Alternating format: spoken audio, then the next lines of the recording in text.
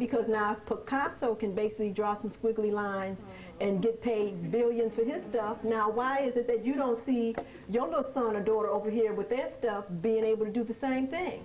But see, if you can't obviously see it for yourself, then you can't see it in anybody else. And see, this I said, so it's a whole cultural thing here that has to get cleaned up.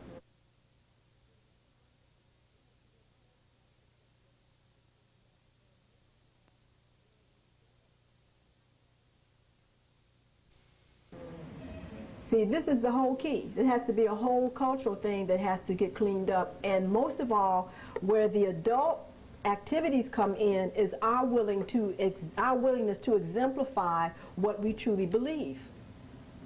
You know what I mean? So, I mean, I've had, I had husbands come in that have basically worked on these jobs that they've hated for 35, 40 years. And their thing is that, you know, well, what do you want? This is the response to the kids. Well, what do you want? You had food to eat, a place to stay, and clothes to wear. You know, and they're just so pissed off and angry because they felt that for them to actually hold up their own perception of their own dignity, that they were lassoed and locked into having to perform this act. It's like, don't even ask me about going nowhere with you as the wife. I ain't interested in hugging you or nothing else, because I'm just pissed off because I had to work here for 30-some years. So their attitude is, it's like, did you have to work? I mean, I've seen this go on in my office, this dialogue. I'm just sitting here watching this. It's like, did you have to work? You don't have to worry about nothing. You got my retirement check. So like, shut up. No, I don't want to go to church with you or whatever. So she's pissed off. She's pissed off because her thing is that you just left me here with the children. So I had to deal with their issues for 30-some years. And, you know, I couldn't confer with you about nothing because you didn't want to hear it, because all you want to do is go to bed so you can get up and go to the job. Do you understand what I'm saying? So it's like, woo, like this is like really interesting. You know, so it's like, now, how do we heal the family? Because the family is ill. Yeah. You know what I mean? So we have one symptom here. We've got one symptom here that is exhibited physically by this man, okay, but everybody else is ill, you know, and I mean, it's just been incredible because, you know, the son has come in with this one family I'm talking about, and his thing is that he just had to sit down now, he's in his 30s, and tell his father that the only thing that he can remember about him and his childhood was having to basically go make sure that he and his mother could get their check on Friday. Because this man worked every day, but he drank. So the big thing for him was to make sure that on Fridays that he accompanied his mother to make sure that they got the check before the daddy cashed it and drank it up. Now this is a man 30 years old telling his dad, now this is my relationship with you. This is how I see it. You understand? So now, is this man who's 30 years old going to be able to have a healthy relationship with his kids? Well, the answer is yes, if he can get some support and help.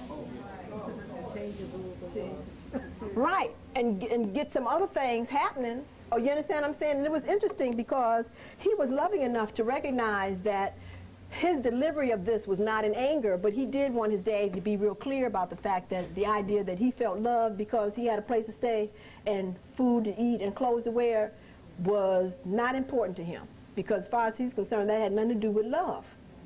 Okay, but see, you have to understand, and this is a whole thing that I deal with when we start dealing with sexuality, is that there's something known as love strategies. And you cannot come and shove me something in my face that somebody else told you was important for them to feel loved and think that I'm supposed to basically be happy and glad about it. Because I have my own references that I've come with from my own imprinting, from my own family, to determine for me what my love strategy is. And I've just seen this whole thing break down in just even couples. His thing is that I gave her a fur coat and a this and a that and a whole bunch of other stuff, and she's still up here asking me, do I love her?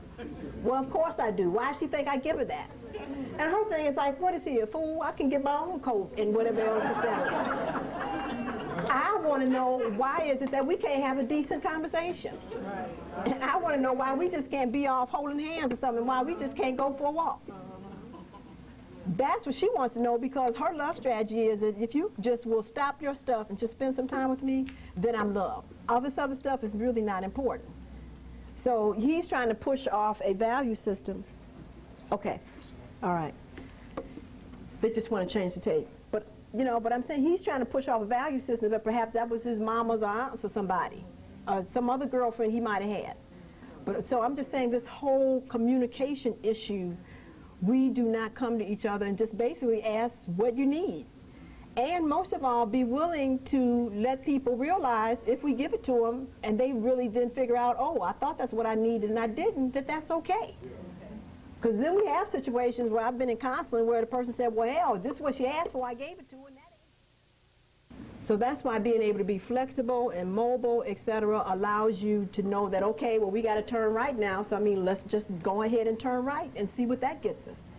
But you've got to be able to stay flexible on the physical level, because that's a representation that you're flexible mentally so that you can go ahead and change.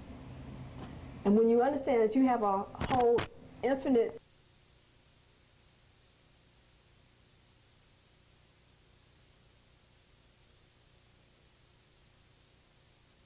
geneticists, that there is nothing you can do to change genetics. That doesn't make sense to me. It's my belief that by doing what you're saying to over generations that you would change that, and you alluded to that earlier, I believe. Is it your opinion that over so many generations, and how many would it take to say, it takes 7 to get rid of predisposition to cancer and all that? Right. Well, see, first of all, you have to understand that, unfortunately, too many people lie.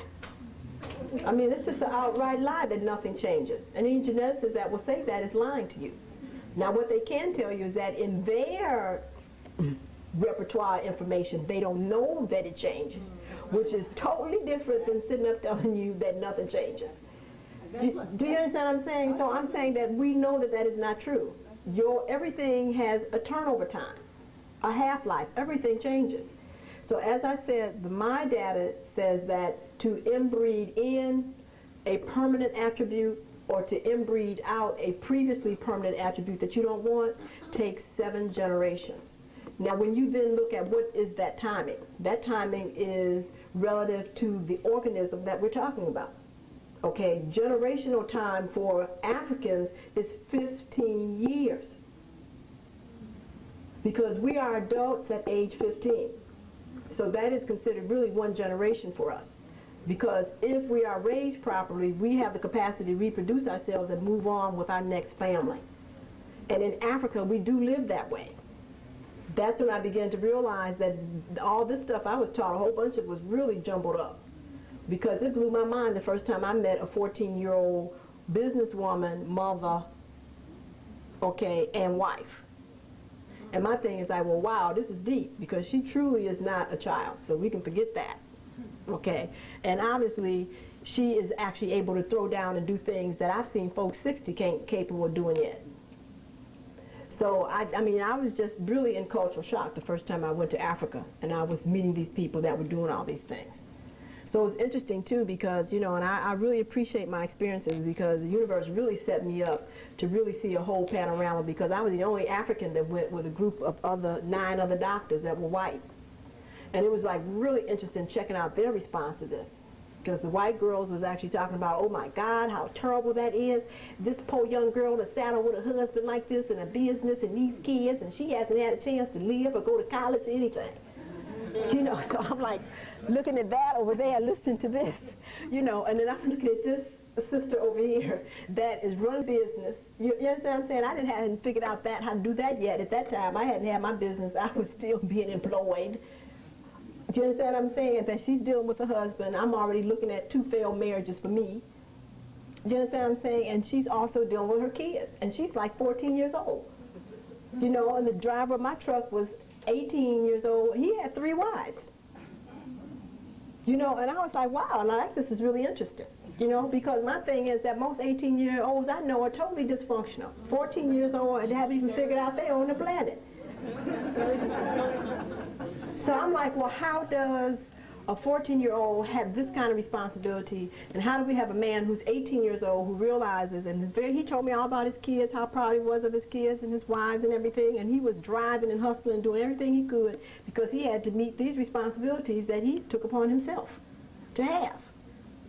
So I'm like, wow, I mean, this is like, I was just blown away. I just had to really just remove myself for a whole day and just actually process all the stuff that was being downloaded, because it was totally alien to my whole reference of people living, existing, being able to function, etc. So I mean, that just totally opened me up to the fact that I had to look at from where I'm coming and look at what we're doing with our own capacity, because these people have far less to work with, but we're moving with it. So I'm saying that, you know, as I begin to read the information, I mean, you know, at the University of Michigan, MIT, etc., yes, the African male and female is completely mature by age 14 to 15 years old, and they've documented that. So then that answered questions for me about why we have such high rates of what they call teenage pregnancies, which is not teenage, it's adult pregnancies for us. Okay, and also a lot of crime in our, what they call teenagers, because we haven't given them information to deal with an adult body. But an African born in this country and educated in this system Becomes retarded like this system.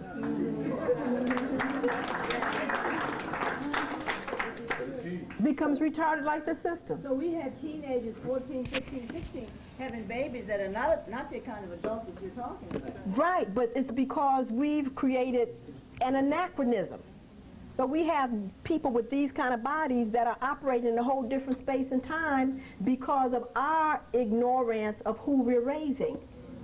So now we really understand the importance of rites of passage, which is now we understand why they got taken off at 7 to 8 years old and were taken out of the villages and things and went through a whole bunch of stuff. So that by the time they figured out how to hunt or whatever they were going to do, etc., and they had to prove themselves, and then they had to come back and demonstrate to the community that they were ready to take their place, then that's why they had marriage rights and a whole bunch of other stuff. Because we didn't have no social services and folks begging and all that kind of stuff in Africa. We did a whole bunch of other stuff we didn't have no business, but that, no, we didn't have to deal with. Okay, but they understood the importance of it. They at least understood who they were. And they understood the capacity that they had, and they were willing to download the information. You know, it was interesting. Just last year, I was at a conference at U of M, and they were talking about stress urinary incontinence. And so the European doctor gets up and talks about bladder control and function, and he talks about the fact that in Africa, he couldn't believe it, but he saw with his own eyes, that the children are able to be trained at 6 months. Toilet trained at 6 months old. He said he couldn't even believe it. Was incredible. So he took pictures of the whole procedures to how the African mothers train the babies to be potty trained at 6 months. I mean, it was like, I loved it, because then that answered to me why they was going around with no diapers. Because I could not understand how come there wasn't feces and urine running down these women's sides. But these babies were potty trained at 6 years old, so they didn't need no diapers and things. I mean, 6 months old. So they didn't need any diapers. And then he went on to say that we cannot do that we are not neurologically capable of controlling our bladders until we are 2 years old. Now, so therefore, now what does that say to you as an African mother? Now, you have a child that you have sent already into retardation because he has complete neurologic control at 6 months, and you're up here not training him and awakening up those centers in his brain, etc., until he's 2 years old. And unfortunately, black families try to take the white families as a model, and they seem to want to have their children be like white children. Well, I mean, this is the whole legacy that we're looking at. It comes from what? Lack of gratitude. Lack of knowledge about who you are. Yeah, but see, even if you appreciated who you are, I think that you would be willing to want to get up on the information, because you would obviously see that there was a difference. And so I'm saying that the lack of information is just another symptom of the real crime of lack of appreciation of self. Okay, and there are deeper symptoms of that. Do you understand what I'm saying? So it's like when you truly love yourself, there's a point that you get to that you just basically have to dismiss stuff. You might not have the information, but you intuitively know it's wrong and you will not do it for you. Do you understand what I'm saying? Yes, ma'am. When you were discussing the African woman who had a child of 14, is that one of the things that creates the cultural damage for women who have hysterectomy?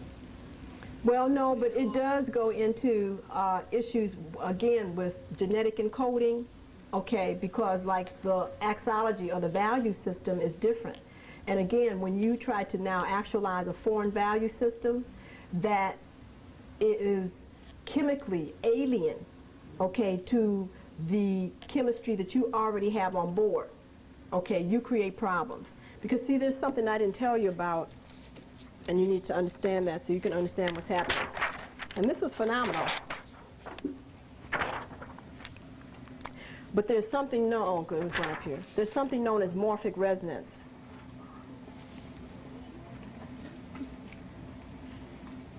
What they call causative, no, it's called formative causation.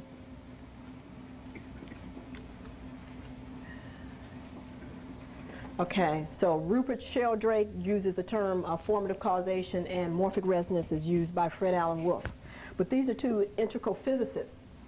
And what they talk about is the fact that, and it goes back to our electromagnetic spectrum, they were very curious about why is it that when we see flocks of birds or schools of fish, that they automatically know how to turn left or right and not crash into each other.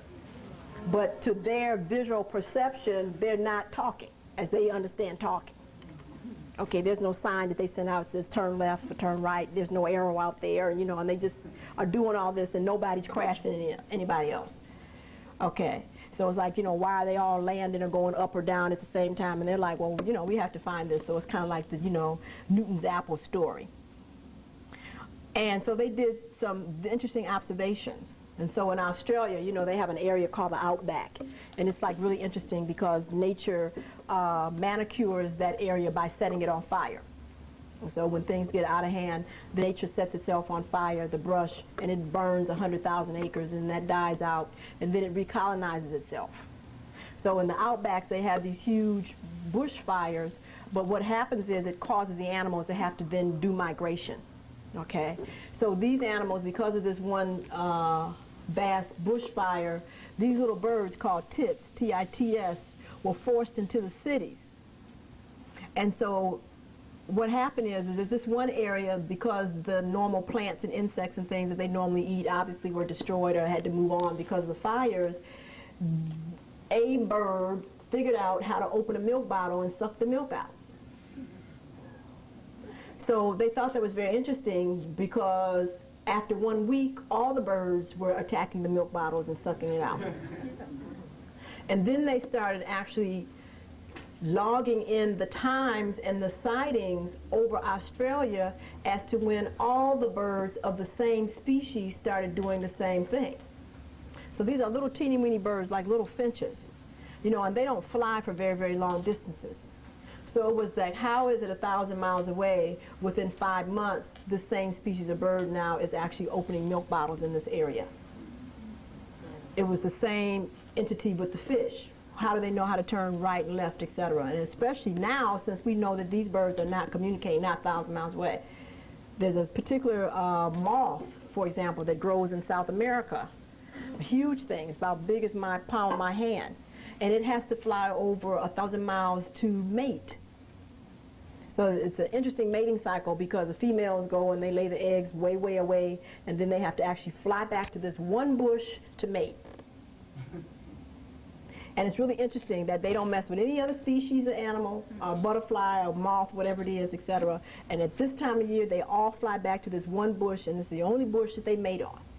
So the women get there first, the females, and then the men come and they mate. And their thing is that we don't understand this because it's like, well, what makes the men get here first? I mean, the men get here. You know, is it some kind of aroma that the women send out? And it's how do they smell it for 1,000 miles? You know, these are the questions that they ask. Well, what they figured out is that there is a frequency of sound, which is a form of light, or something that basically we can't pick up with our ears, eyes, nose, etc., that these animals are able to communicate with each other just because they have the same like structure. So wherever they are on the planet, they can communicate with themselves and exchange information. So they call it the 100th monkey theory, is the common name for it. 100th monkey theory. So if you pay attention, we see that in ourselves because we have sisters and brothers here who dress in culture. They know how to play the drums. They can put the gailies on. I mean, they got all the language and the names and whatever else. And it's like, well, you know, when have you been home? Never. Never been to Africa. Never, ever been to Africa. And we know that there are no books that's going to teach you drumming and all this other stuff. So it's like, now how are you, you know, Miss Africa of 1993 and you've never been home? How is this? The same thing. Because all of the sisters and brothers who have the same genetic makeup as ourselves, when they are willing to actually live out the information that is inculcated in their genes, it's like radar that's sent out so that whoever else has the same gene structure, their genes are automatically activated.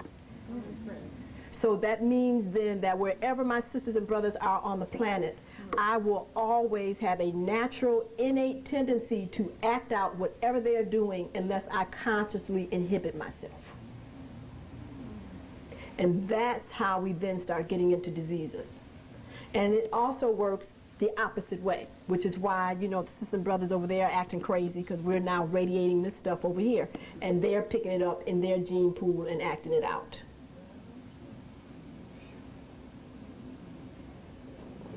And it is called morphic resonance. So anything that is like me automatically is going to basically be informed, and if they allow themselves to, will spontaneously act out my behavior. And it is a chemical reality. So my thoughts can activate somebody else's genes to make them act and think in the same way without me being there, just because they are like me. Yes?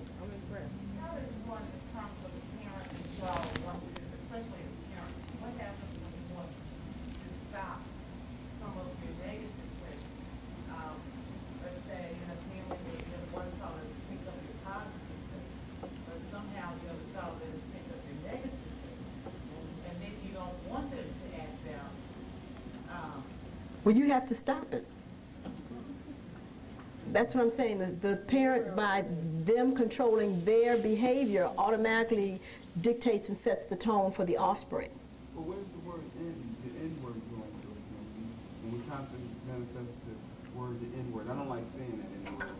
And I'm not going to say it now. The N word that is a derogative statement for us as a people.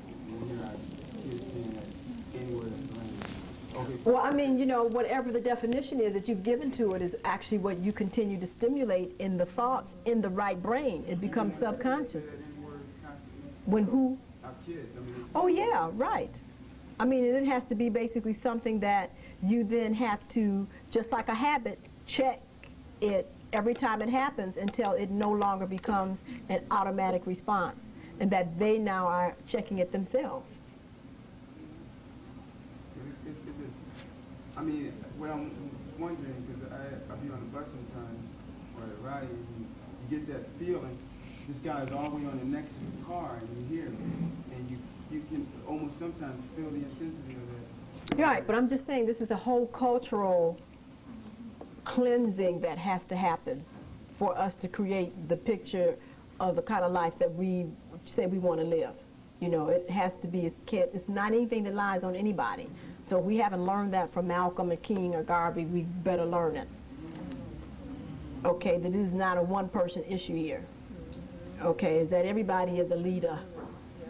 Okay, and that they are expected to lead when it's appropriate. So that means that's in your home, on your job, or in your church or whatever, then you are supposed to take on the role. And see, this is what we haven't learned yet. We lay everything on one person or a group and we just wear them out. Okay, but sorry, it's over. That's not going to get it. Okay, and so that's why it's going to require us to overcome our own fears and our own insecurities to bring about what it is that we need. Because if you're telling me that you can't go to your job, basically, and take a position of leadership when it's appropriate, because you know you're not going to be involved in certain things, or you have to go there and quit or whatever, then, you know, understand that as far as a collective effort goes, we failed that day. Because it is very important that you have to hold your space, I have to hold mine, and everybody else for us to have this. And the rationale that I got kids or I got a house note or whatever else is inexcusable, because we all have the universe. And see, this is why we have to basically understand what our real support system is. It is not the federal government and Social Security, and it's not your job, it's your consciousness. And when you understand that, you can precipitate whatever you need out of the universe. Everybody else has. Why can't you? Do you understand what I'm saying? And so I'm saying that it's really interesting how, as far as I'm concerned, this new awareness and the new evolution of our slaying what I call our inner dragons, etc., it really now becomes an inner protest. Okay, that we refuse to continue to lie to ourselves, we refuse to continue to take inferior quality anything, that we refuse to actually be involved in perpetuating anything that is not in our collective best interest. You know, and I ask people, I said, you know, when you work for these companies, I mean, do you ask for a prospectus? I mean, you know, they're not doing you a favor per se. I mean, this is a reciprocation. So it's like, yes, I'm asking for employment here, but I'm also asking to understand what my life force energy is going to perpetuate. So where's your perspective? What do you stand for? What kind of investments do you have, etc.? You know, so you might not like being involved in something that basically is exploiting your sisters and brothers in South Africa. So you understand that, you know, you just want them to tear up your application. You understand what I'm saying? You might not be interested in basically them being over in Somalia and a whole bunch of other things, or that they're making missiles and warheads and whatever else. Because regardless of what you're applying for a secretary or for a custodian, your efforts make that perspective work. And see, we need to stop tripping on that, talking about we just do this.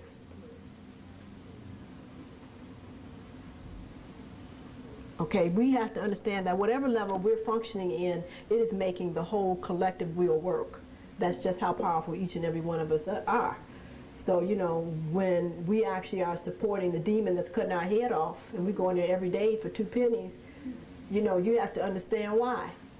Because you didn't even know who you were supporting. You didn't even know what you were contributing your energies to. And see, that's another level of disrespect, of disregarding your own importance. And so it's like your responsibility to know actually what you stand for. So, you know, and that's one of the main reasons why I left Henry Ford Hospital, because when I realized that the satellite clinic that I ran for them was really for them to perpetuate pathology so they could continue to have a residency program. They never were interested in giving health care there. Residency programs require that the applying institution to the American College of Residency programs, you have to be able to provide X amount of pathology to teach. You have to demonstrate that you have X amount of pathology that comes in there every year so that you can demonstrate these disorders so the folks can learn about them. So you don't have no pathology, you can't get no residence.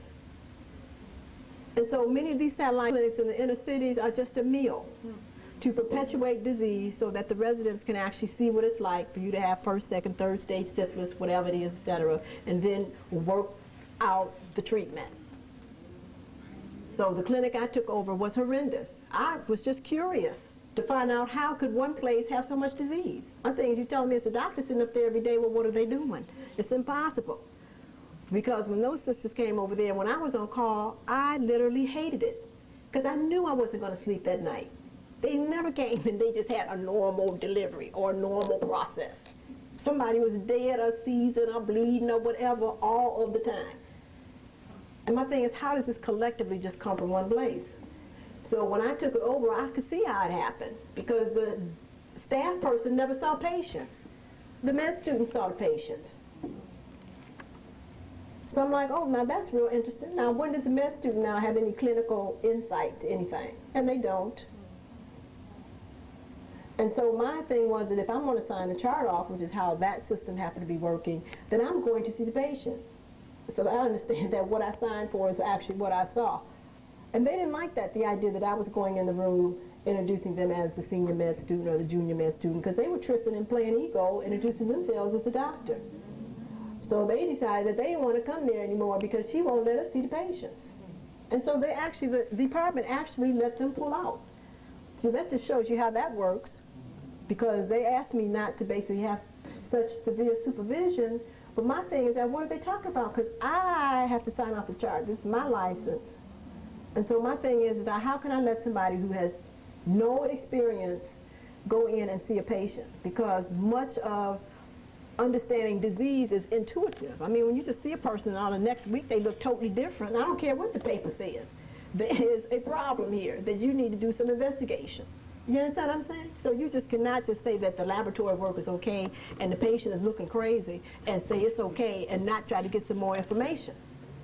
But my colleagues do that all the time. People looking real crazy, and they say, well, there's nothing wrong with you, the lab work is fine. And you're like, well, I have, you know, nails growing out of my face, circles under my eyes, feel like hell, etc. And they say, well, there's nothing wrong, you're fine, come back in 6 weeks or a year, whatever. And that's how many people get to my office, because they know that something is wrong. They don't care about what the lab work says, and they looking crazy. And my thing is that now, who are you going to believe, the paper or look at the person? See, they don't look right. You got to ask some questions. But, you know, at that point in your evaluation, you don't have that kind of insight. That's what the instructing physician is supposed to bring to your mind. That even though this looks okay, let's look closer. The patient doesn't look right. There's just something about the color. There's just too much puffiness here. There's just something wrong. And it's better that you basically be cautious than to just dismiss it.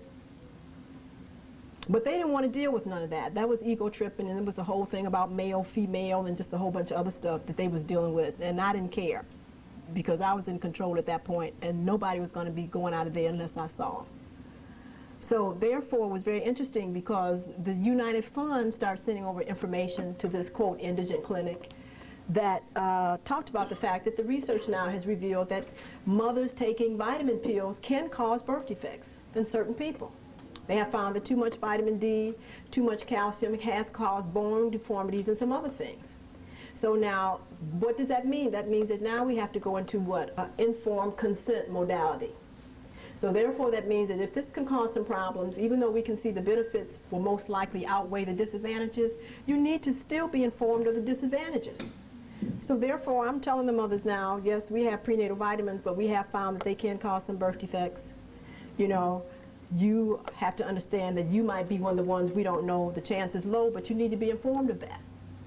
So they're like, well, I don't want that. What else can we do? I was like, well, you can eat a diet, and we know that the amount of multiple vitamins and things in the diet are not lethal if you follow a balanced diet. And it was interesting, because most of these young women preferred to actually eat a diet.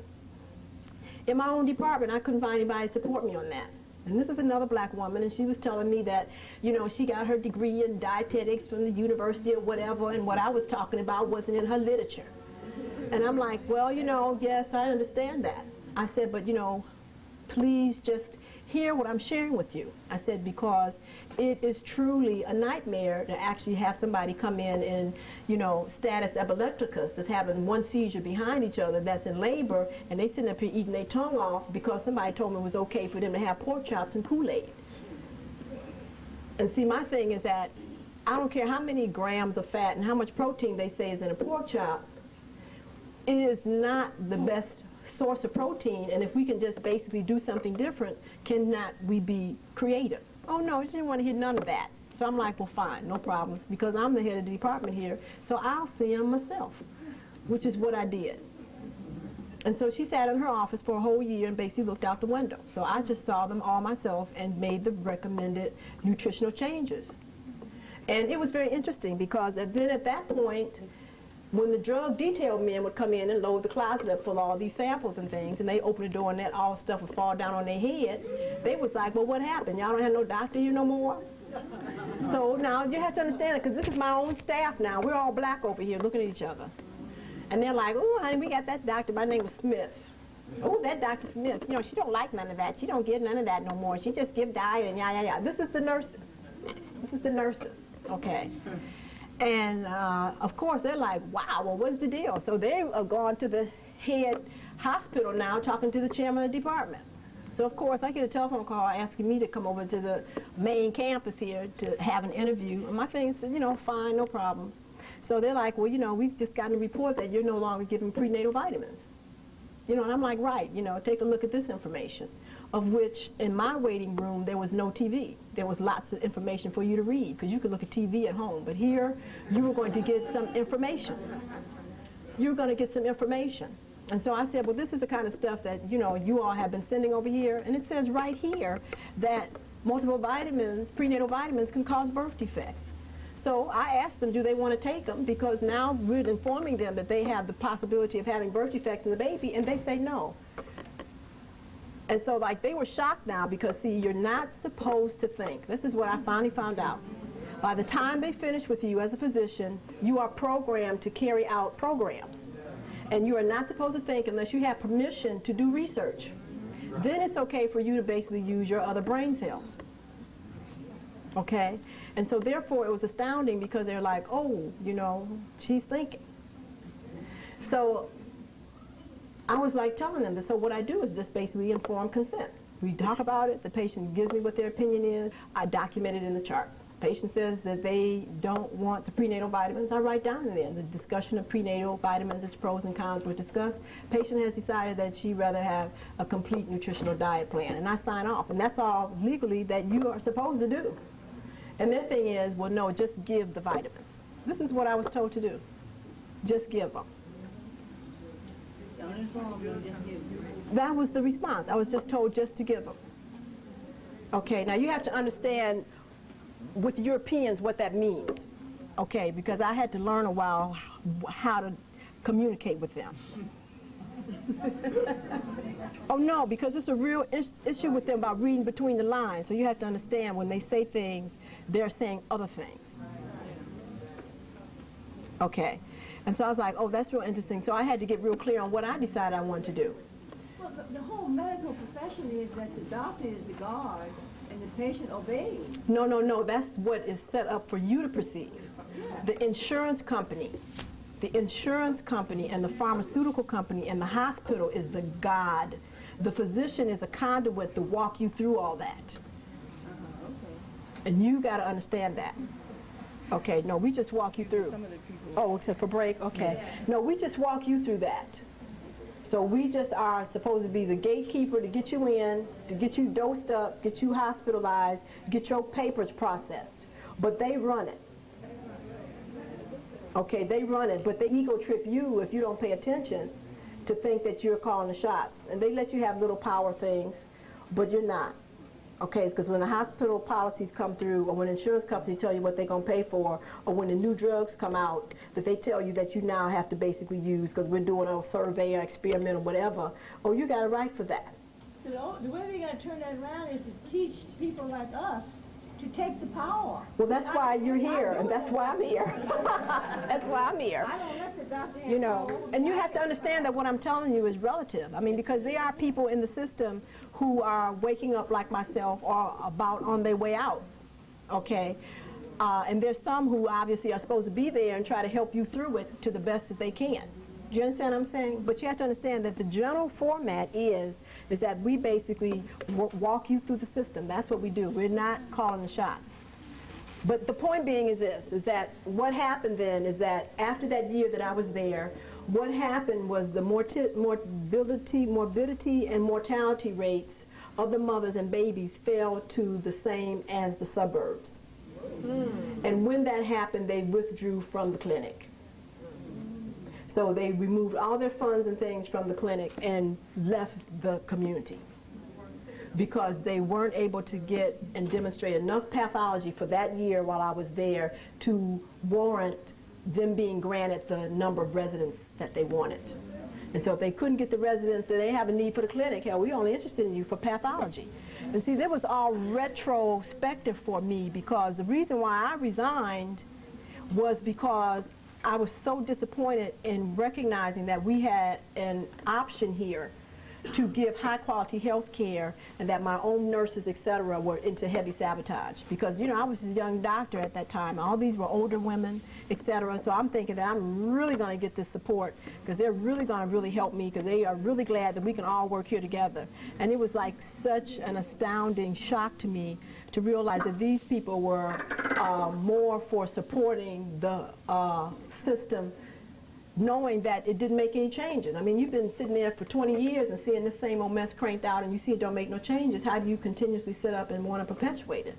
You know, and it was just, I was just astounded because of my impression and indoctrination of older people from my family was that they were supportive, okay, and that they basically wanted to support you in succeeding, that they didn't work against you. So from what I had been indoctrinated with from my own family, and then obviously because what the child does is carry the family model out into the world, and when I saw that that was not really true and that all older people were not like my people, it was devastating to me because I never saw these people as basic enemies, but I had to realize that that's what it was. Because when they were telling me that, you know, why are you sitting up here talking to this girl? You know she's going to go out here and get pregnant again. Just give her these birth control pills.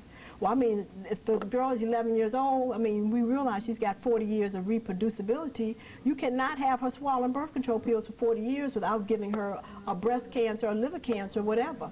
Why would I want to basically do that when I know what the sequelae is? You can't take this for 40 years without these problems. So the issue here is not putting her on a birth control pill, but to try to find out why she was sexually active. Okay, but it was obviously a whole emotional issue. A lot of these women were not just out here like it has been alleged to get an ADC check. I thought that was astounding. I was like, these girls don't know nothing about ADC at 11 years old. Where do you get that from? I mean, you know, they're out here just trying to feel loved, that somebody cares about them, because they're latchkey kids. So the mama's at work, the daddy's not around, etc., and somebody's finally giving them some attention. So whatever the person is asking for is what they're going to give. Because ain't nobody gave no attention before, because they've always been talking about how I work so hard for you to give you this, that, and the other, and all you can do is whine about what you don't have. So that's what the parents are telling them. Do you understand what I'm saying? So, I mean, we have a whole issue here that this woman is acting on, and now she's wild pregnant, and she's just totally astounded. I mean, because this whole thing is a big shock, you know. So I'm saying that a birth control pill is not the problem, is not the solution for that. You know, but when you have your own people standing up saying that this is what you need to do because of X, Y, and Z, now see, we got some issues to deal with, and this is how we've been handled. So it's just been assumed that we are just basically going to screw, and that we can't be taught nothing, and we're not going to be responsible. So, you know, the best thing is to control them, and that's basically what's said, control them. So shove this stuff up their arm. You understand what I'm saying? We got this other pill that if they do want abortions now, we don't have to have them in the hospital or whatever, just give them this pill, just things coming out of France and whatever else, and move on. And my thing is that from an institutional perspective, I guess that would probably be the proper observation and conclusion based on economics. So it's not an issue, again, that can be solved from an institutional perspective. It's like you can't expect an institution to basically give love and attention and self-esteem to something that they can't get from home. Okay, and when there's proper interaction between men and women at home and the children are then bestowed on that, they're not interested in sex. I mean, because all of their emotional stuff has already been gratified. So, you know, when women have healthy relationships with their fathers, etc., they're not interested in jumping into bed with folks. That is like real low on their list until they meet a special person that's more attractive to them than their fathers. Now, then we have another component thrown in, because now when we have fathers who are having sex with their daughters, now see, that's a whole nother thing that we have to deal with. So see, you know, it's been really, really interesting for me to sit and hear and see these things all day long, and begin to realize that, you know, this is something that we all are going to have to be aware of exists, and stop acting like we're blind, which is not coincidental that we're sitting up here with so many problems with glaucoma and cataracts. Because as I said the other night, this is actually on a spiritual level refusal from the individual to want to see. You know, so we don't want to see and deal with the issues in our homes. We want to deal with the stuff that we have not basically dealt with within ourselves. And see, when we talk about dealing with real medicine and real healing, see, we have to go to the soul level here, the emotional level, and deal with this. And most of my colleagues, as I was at a convention just like long ago, U of M, and they were talking about depression. And I really wanted to see how the European was going to treat this. So we sit down there, and the European says, yes, well, we have patients that come in that are depressed, and obviously he wants to tell you that he's not doing well with his wife, that his teenage son is giving him problems, and he's not doing well on his job. Well, hell, I just had an argument with my own wife, and, you know, I don't like how my business is going, so I'm not even interested in hearing his stuff, so this is what you do. And he immediately went through a whole repertoire of the pills that you recommend. So if we talk about they can't sleep, then this is what you give them. If they say they're too jittery and nervous, this is what you give them, whatever. But he made it clear to us as his colleagues that he ain't even going to go in the room and ask you nothing about your home life and family structure, because he ain't even dealt with his. So this is why I'm telling you that when I look at this new health plan that they're coming out with, it's a farce, for the simple fact is that physicians have not even set up a support system to keep themselves healthy. So when a doctor comes to me and tells me he can't handle your stuff because his own life is kicking his butt, now how you think you're going to be treated? He is not going to ask you that because he can't even deal with his stuff. Because he doesn't know how. He doesn't have But you have to understand that physician heal thyself.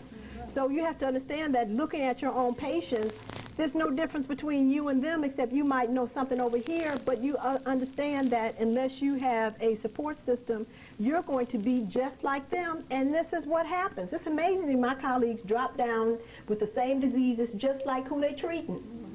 So it's like, when do we begin to realize that we have to have support systems to maintain quality?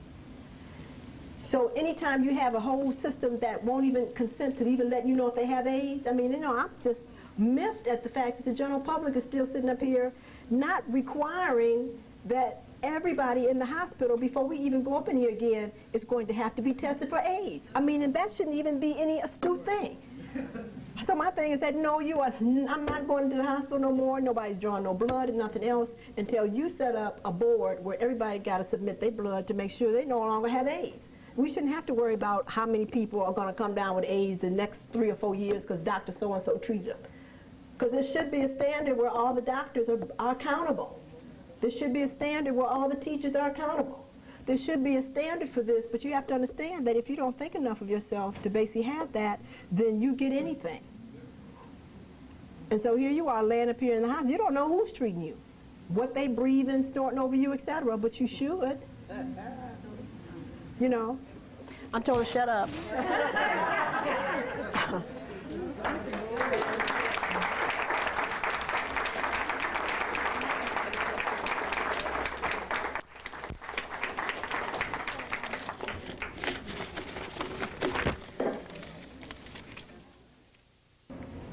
Okay. Now, okay, a couple people have asked me about the blood. And that's like very, very interesting. But truly the blood is the key to physical life. And we need to really get a real grip on its sacredness and what it does, okay? The red blood cell, which is what we have here, RBC is a red blood cell, is actually the mother cell for all tissues of the body. And you must understand that. Okay, the red blood cell is considered the totipotential cell of the body, and it has the capacity to transform into any other tissue. Now, it's really interesting because in Western medicine, we're not taught that.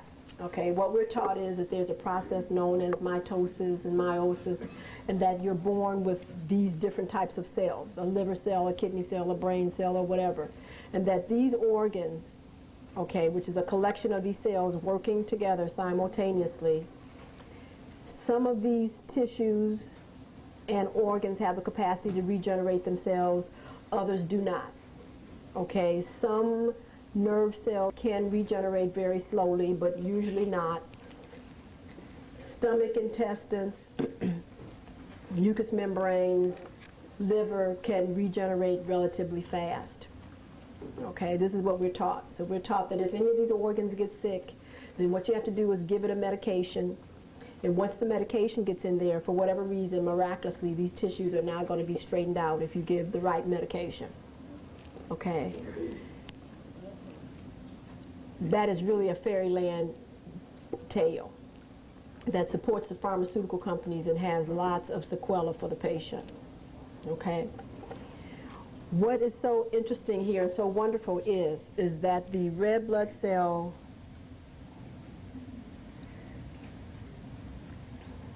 has memory, because initially they do have nuclei, and depending upon what the red blood cell is to become determines what memory it's going to have about itself and what it's going to do.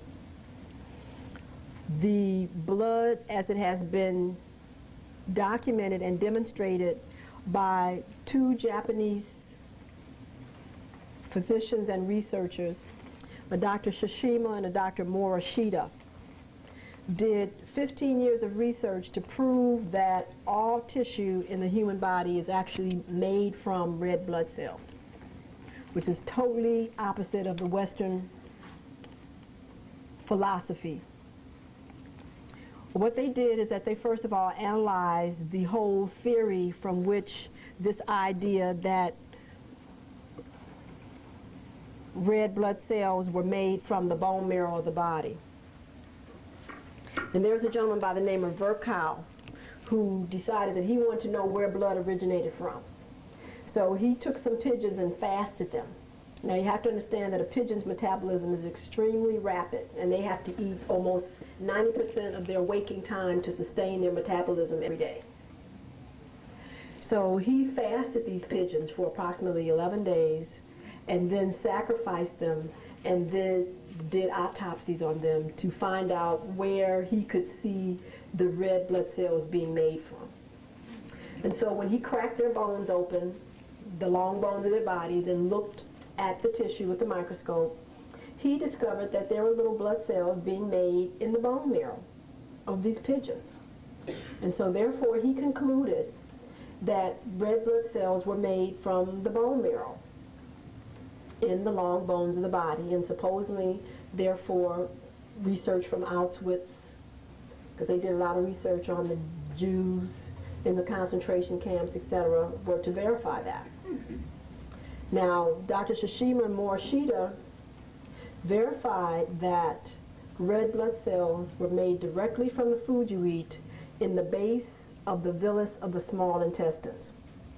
So here we have what the small intestines look like microscopically. They actually look like little fingers. And what we're looking at here is the lumen. This is where the little food particles, once you've chewed them up and the digestive enzymes have worked on them, actually now brush up against and come in contact with these little finger projections that line your intestines, the small intestines. There's a process kind of known as what we call penocytosis, where once this food particle comes in contact with this mucous membrane, it actually fuses with the membrane and then is allowed to actually go into the cell.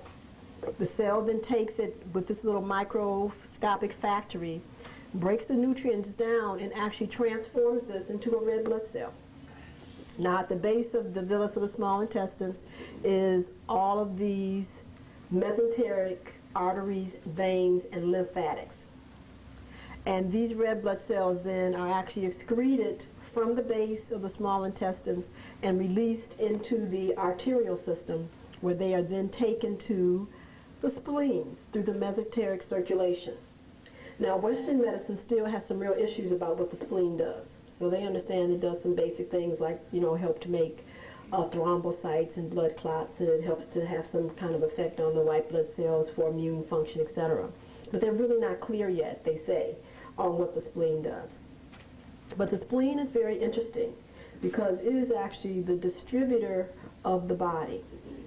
That is to say that every organ in your body communicates with each other organ through a chemical identity and also through neurologic interaction. So every organ secretes certain chemicals that identify itself. And the amount of the chemical, the duration of the chemical, etc., is monitored by the spleen.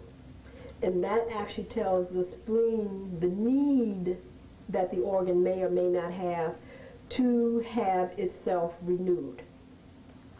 So the spleen determines, first of all, the amount of blood components that are to maintain the circulation.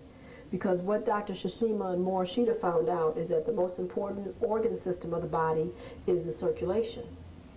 Because if you have circulation, you can regenerate any part of the body.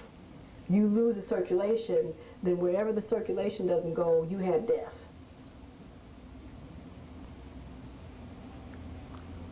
So therefore, the first system of the highest priority is the circulatory system. Now, there were some real interesting observations that happened about 22 years ago in Ireland when those gentlemen fasted to death because of the IRA issue. So what happened is that when they did the autopsies on these gentlemen that fasted 70 days, that they opened them up and they had no organs, but they had complete total blood volume capacity. Now these people had went on a fast where they weren't drinking any water, they weren't eating anything. So the question was, well, how do they have a complete total blood volume but no organs? And again, it's just proof to indicate that the circulatory system being the most important organ, that because the red blood cell has a capacity to transform itself into any other tissue, has what we call a back pathway. And so if it happens that the circulatory system needs to be replenished for whatever reason, the organs of least importance will actually give up of themselves to allow their tissue to transform itself back into red blood cells to sustain the circulation. So that's what Mr. Virchow was seeing when he sacrificed the pigeons. That because these birds had been put into a fasting state and there was no nutrients going in through the front pathway through eating, then the body automatically said, we have to maintain the circulation, so therefore the tissues of least importance are now going to return back to their original state, which is red blood cells. So in healthy individuals and in healthy animals, there is only fat in the inside of the long bones of the body. There's not blood or hemopoietic components. So it's very interesting because when we start seeing a transformation of the fat cells in the bone marrow of animals, be they humans, etc., being formed, what that is telling us is that the digestive tract has become so damaged that it is not able to absorb nutrients from the external environment and to allow the villus of the small intestines to make blood at the rate necessary for the demands of the body. So when we start seeing an individual having blood made, blood hemopoietic components made in the bone marrow, they have had long-term digestive problems. And now the fat cells that are normally inside the bone marrow have to continuously go through a regression state back to a red blood cell to be used by the circulatory system or the spleen to replenish tissue that normally cannot be made directly from blood from the food you eat because the digestive tract has been hampered. So I think it's very interesting that with the onset of poor dentition, negligent dental care, habits like gum chewing, stress, not eating balanced foods properly, persistent constipation, inappropriate cooking habits, and therefore problems with chronic absorption and gas formation, etc., that most people have lost adequate absorption of nutrients to sustain a front pathway of making blood. So the Ponce de Leon fountain of youth is your small intestines. Because if you can actually find out what to eat properly and absorb it all, you will always be able to renew your tissues every 24 hours.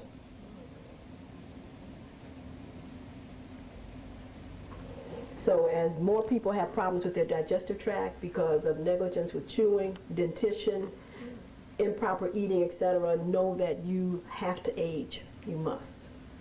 Because you're not going to be able to make new tissue at the rate necessary. And there's going to be an imbalance here. So it's interesting, in Oriental medicine, that's one of the things that they teach. You know, is that whoever has their teeth can have life forever. Or a real good facsimile. Because if you can masticate your food and your digestive tract is functioning relatively stable, you can be here. And it's interesting, as I understand, that's one of the indications that the Inuits, which are the Eskimos, use to determine whether they are going to commit hara-kiri or not. Okay, that is to say that when they lose their teeth or their capacity to eat for themselves, they just go outdoors and freeze to death. Okay, because they feel that it's an insult for the children to have to chew their food for them. Because see, their diet is, 100% flesh and fat. You don't eat vegetables in the Antarctic. Okay? So, this was very interesting research because when Dr. Shishima presented all this research and microscopically demonstrated the metamorphosis of these red blood cells moving into transforming themselves into organ tissue. I mean, it was just totally unheard of, unrevolutionary. And basically, they did not give him his PhD for 10 years. Because before they would give him his PhD, they had to verify what he presented as his thesis was correct. Because it totally destroys the whole basis on which we prescribe medication, how we look at the body, etc. And still, Western medicine will not acknowledge this. Because you have to understand what it says. See, because if it says that whatever you eat is immediately formed into blood cells, then that means that if I prescribe a medication for you and you absorb it, you've already been treated to some measure just by taking one pill. So that means that then relative to the turnover rate of the red blood cell, which if they're relatively stable is 127 days, for you to have adequate saturation, I can actually dose you on one day, and based on the turnover rate, etc., you've been treated for 4 months. So then how do I rationalize in prescribing for you to take medicine indefinitely or 5 or 6 times a day here forever? So see, that whole stuff was actually cut out of the whole teachings of how to teach a physician how to prescribe. You can't know that because, that means that, I won't make not even 1/10 of the money that I'm making off you taking all this medication. And then when I started studying astrology and realized that everything has a state of reactivity and inactivity, everything, okay? And that the active ingredients in this medication also has a timetable when it's more reactive than it's not at other times. So therefore, if I'm really supposed to treat you, then I should be prescribing and recommending that you take the dose at the time that the ingredients are most reactive, which is only a certain time of the day every 24 hours. So when I'm telling you to drop stuff 3 or 4 or 5 times a day or whatever the situation might be anytime you want to, that also is actually against the real reality of how the laws work with matter. So I was like, wow, that's real interesting that they never taught us that either. Even though a lot of my old books said that a physician could not prescribe unless he or she knew astrology. So I'm like, this is like real interesting, okay? So this means that, if you're not doing the research, etc., you really set yourself up to do a lot of harm to people as a physician. And it's karma for that, because the universe don't care whether you knew or not, because you could have found out. Okay, and that's the whole attitude that, then that's why they had that whole scene in Egypt, with Anubis, and the feather of Ma'at on the scales. It's like, you could have known depending upon the quality of your heart, so we don't have no excuses here. When you have to basically face yourself and look at all the stuff that you've done, because you could have asked for the truth. So that's why they talk about that your heart has to be as light as a feather. Right, because you have to basically come knowing that everything that you've done, you really basically ask for truth in your reasons for doing it relative to you, so that there is actually no karmic weight. And see, now this gets real interesting because, see, negativity does precipitate matter. It's not coincidental that they talk about where it's real negative is dark and dank and old, because it actually does precipitate matter. It actually precipitates. Negativity is actually a reality. It's a physical, dusty, granular entity that will cover everything. It'll actually smother the life out of everything. So it's like really interesting. So when it gets really heavy, it does actually precipitate and take on actually a physical manifestation, just negativity. But the point being here then is this. So that means then that now we really are looking at accountability here. Because everything you put in your mouth, as long as you're absorbing something, is going to actually turn into blood, which is then going to be discerned by the spleen, and then the spleen is going to tag it so that it can become organ tissue. Okay? Now what is so interesting is the fact that once these cells have been tagged, and I have a little cell here that has a star. This is a red blood cell. And it has a little star in it to indicate that it's a dedicated red blood cell. What that means is that the spleen has gotten the chemical information that the brain needs 300,000 new cells. And so once the circulatory system has been satisfied, the criteria and all the other things, then these baby blood cells will actually be tagged with the chemical indicative of the brain. and they'll be let back out into the circulation, and they'll go through the whole trip of going through the body. And when they get to the brain, they will actually stay there because their chemical identity will cause them to sequester in that tissue. Now it's really interesting because everything has intelligence. And so even our little cells here, red blood cells, are bound by the pyramid of the mind. Because when they sequester in the brain tissue, even though they come in as little red blood cells, just by being in that environment, they will actually be nurtured and they will actually metamorph into brain tissue themselves and then actually continue on in that function. That is how you actually continuously are able to renew your tissues.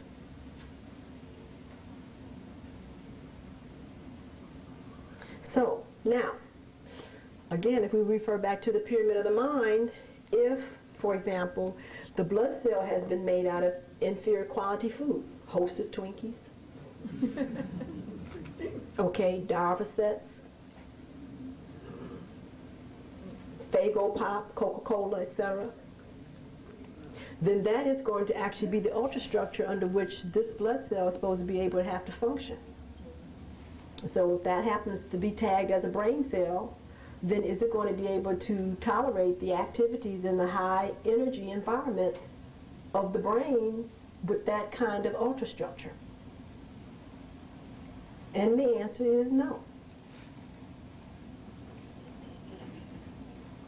So these red blood cells do not have the durability and the strength and the pliability and the electromagnetic conductive capacity of blood cells that are made out of food that contains life force energy and has a more biological structure similar to your own.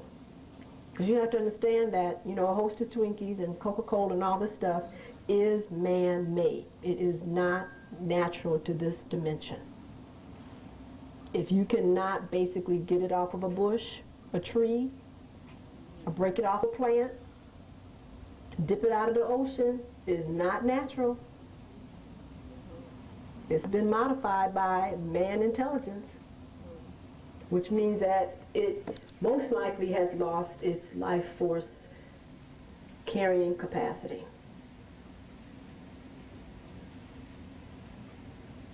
So that goes definitely for all soda pops and beverages. All that stuff is totally inert. If we're eating flesh, the rule is that it cannot be older than 72 hours or it totally has lost all life force energy.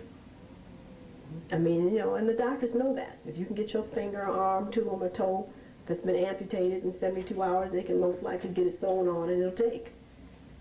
But after 72 hours, they can't use the tissue anymore because there's no life force energy left in it. So to eat a chicken that's 5, 6, 7 months old, frozen 2 years, meat that's molded for 6 or 7 months, I guess they call those Delmonico steaks or whatever. You have to be accountable for what are you eating and why, okay? Because it's an energy equation that you're balancing. No energy in, you definitely take energy out. Okay? Energy in, then that means that you can build and you can store energy, but you don't lose. And it's just that simple equation. So, you know, it amazes me. I was someplace and I needed to use a telephone and I went into this restaurant, you know, and they have a typical European restaurant, and it was just interesting seeing all those people, you know, eating all this flesh and had all kind of things on it, and they were all wrinkled. And it was like interesting because it's like their face was almost like candle wax, you know, and that it had like melted, you know, and it's like as they were eating the stuff in their plate, it was like their face was actually just falling off into it. It was like really strange what I was seeing as I was standing there just watching them eat all this stuff. And I was like, you know, wow, don't they see themselves? I mean, don't they see there's a direct correlation between how they can, you know, look at themselves when they were 21 and look at actually what they're putting in their body and then look at the mirror and actually see all this is actually just falling off the bone? They don't seem to make the correlation that there's a direct relationship between what they're putting in their bodies, which is death, and what they're actually seeing transform on their face. It's just basic balancing of energy. That's all it is. So this gentleman and I'm going to stop referring to him as this gentleman. I really got to get his name. It's kind of difficult to pronounce because it's a Russian name. But he was given a Nobel Prize 3 years ago for proving that mammalian tissue never ages as long as the internal and external environment remains constant. So he kept a couple of hearts alive for about 20 years and just pulled the plug. Because as long as he changed the solutions and things that they was in, they always conducted the same amount of electrical energy, etc. Never ever lost their strength, never became weak or anything. So I'm like, oh, okay, good, you know, and people still aren't getting it. So they do not understand that their external environment needs to be of a certain quality and type that continues to energize themselves, and the internal environment. And your major internal environment is based on your consciousness, because the consciousness determines what you're going to eat. So how you feel about yourself, how you feel about others, determines your entire behavior of what you're going to make the body do, and that's going to determine the internal environment. So when those things are all geared toward having life force energy, and the external environment allows you to have life force energy, that is, you have clean air, sunlight, okay, proper water, etc., there's no aging process. So when we talk about immortality, etc., I mean, it's a real reality. It's not anything fantastic at all, and especially when you understand this. So what happens is that what we're seeing then is when individuals are not able to absorb the nutrients, or the quality of blood that they're making is just of a poor quality, then the tissues of least importance are actually reactivated to return back to being red blood cells to sustain the circulatory system.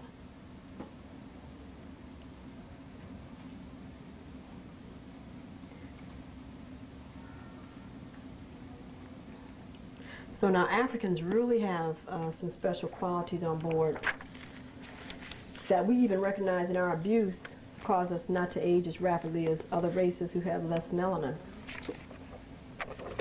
Okay? And so what is this attribute of melanin that causes us not to age so rapidly? And it's wonderful because it is a whole bunch of things. One of the main attributes is that it is actually a superconductor. Okay, and if anybody knows anything about superconductivity, they know that this is a energy resonance source that once exposed to a pure form of energy can actually capture that energy, multiply that energy, and actually store it, and then remanufacture it on its own without having to be exposed to any other energy source. And that's what melanin does. It is actually the first and original superconductor. So therefore that means that, you know, food now moves to a different level because it doesn't have to be energy that's captured in the packaging of some other plant or animal. That food for us now can become any pure energy source.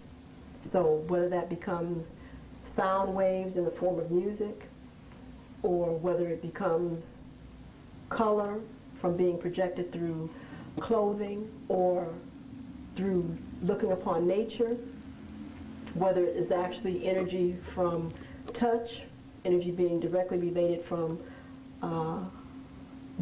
one person to another, or from being exposed to the sun, etc. We have all these different avenues of being able to capture energy, which is then stored in the melanin and directly relayed through our nervous system to all of the other organs in the body, which becomes phenomenal.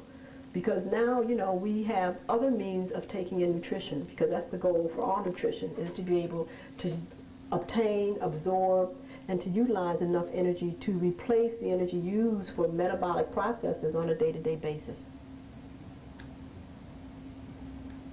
So the blacker you are, the greater capacity that you have to absorb all these different forms of energy, which is all life force energy, and to store it and to even make more of it, which is incredible. So that means that the melanated person has to really be into heavy self-undoing, okay, to bring about aging and finally death of themselves. So when you understand that, then you understand how we've been able to exist under the circumstances that we've existed under and still be here. Because we just have so much energy on board, it's really difficult to dissipate this. You know, when we're so busy dissipating it at the rate that we're not taking in anything, hardly, that we bring about our own death, it's phenomenal. Because we have all these things going for us. It's incredible. So, you know, I had to really try to figure out, well, what is this real need of self-undoing that we have? And again, the highest form of energy that is available on the planet is actually love. And whether we know it or not, all these different forms of energy are actually different manifestations of that. And everything in our environment is actually based on the culmination of what that energy is really about. So it can be generated by thinking about it, by being able to see oneself in other things, etc.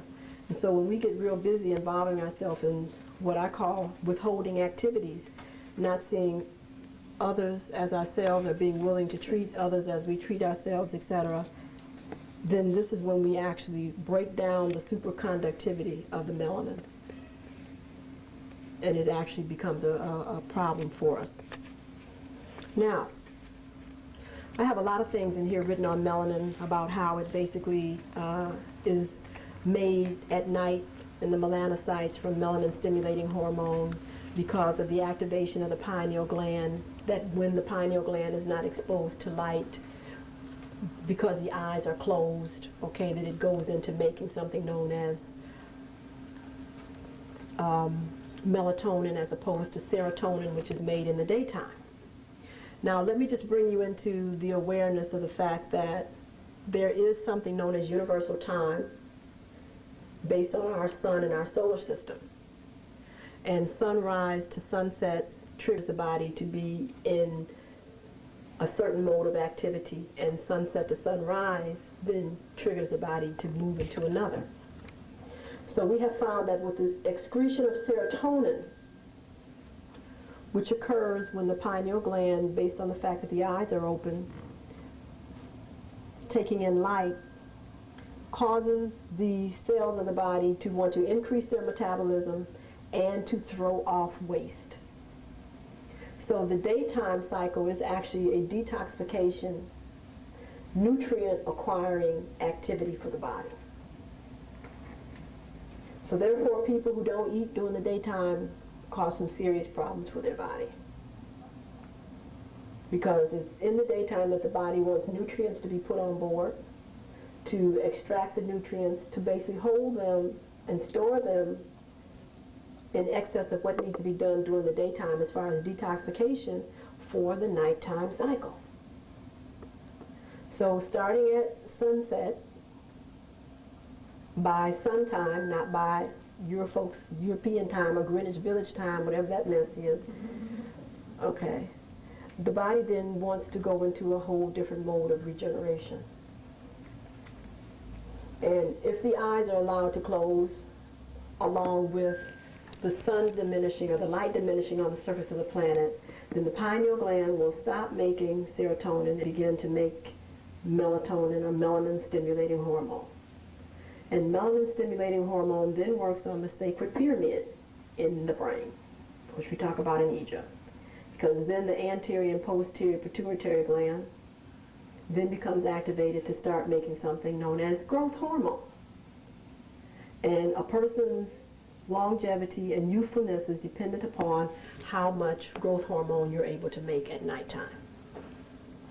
You don't make any growth hormone, you're going to be out of here real fast. And that's why these little kids that look like they're 100 years old and 7, they don't make growth hormone. So they age and they out of here by the time they're 10, but they look like 700 when they leave here at 10. This is something, again, that's common in Europeans. What's the name of that? Porphyria or some strange name. Progeria, right. Okay. So the longer you're able to make high levels of growth hormone, then the growth hormone causes all the tissues at nighttime to start regenerating.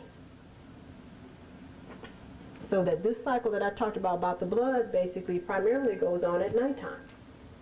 Because that way you're supposed to be resting and you're not active and your breathing rate has gone down, heart rate has gone down, so therefore energies are minimal for basic maintenance, and all the energies otherwise are usurped for reconstruction. So now when you get busy and decide that you want to work all night, and you want to work all day, or you want to party all night, and you want to sleep all day, then you have to pay the cost. Okay? Because that is not how the body is structured. And this is very devastating for people with melanin, because your immunity is definitely related to the amount of growth hormone and melanated stimulating hormone that you can make. And this has been so interesting in observing what AIDS is doing in Africa. Because again, based on Eurocentric chemistry, with the amount of AIDS that has been inoculated in Africans, they are just too shocked that they have not been able to go in there over 5 or 10 years ago and kick the bodies to the side and take over. I mean, they're like, we don't understand it, because we know we gave you a whopping dose. We do not understand why you're still dragging around here yet. We are just really perplexed. But see, I understand it because, see, they forgot about that sun and that melanin. Okay? And the sunlight, again, is a natural form of food for us. And with the melanin still functioning as a superconductor, crippled, but it's still functioning, okay, they are still able to generate enough energy that their rate of deterioration totally has thrown their calculations off. Now, you know, again, they've been messing with the food chain over in Africa for a long time, which again messes up the front pathway for regeneration, because they're getting imbalanced nutrients. And then, you know, the mothers over there giving animal milk or something over there instead of what they should be eating. Everybody's living off corn and nothing else. And that causes right away B vitamin deficiencies and some other things that it's still not being able to balance out. But if the people could get a balanced diet, okay, and could basically get some support and shift in some consciousness, it would be like there was no AIDS virus at all in Africa. Because of this phenomenon known as melanin. And these are just a few of the things that we actually know about it. Because again, you know, we haven't paid to do any investigation on ourselves, to really spend the time and the effort on understanding what it's about. But in the book, Vitamins and Minerals from A to Z, to really help us understand the importance of why full spectrum light is so important, why we have to be very careful about wearing synthetic fibers, why we have to be very aware of what we're doing in the nighttime hours. So you have to understand that if you're going to be up at night, you know, you need to be doing something that you know is going to pay off. Otherwise, it's very important that from the hours of 10 p.m. to 4 a.m., you should be asleep. Because that is when melanin stimulating hormone peaks of pineal activity.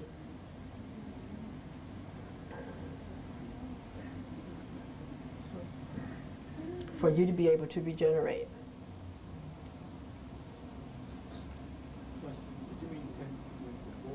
A.m. 10, did I say that? Sorry. 10 p.m. to 4 a.m. Uh-huh.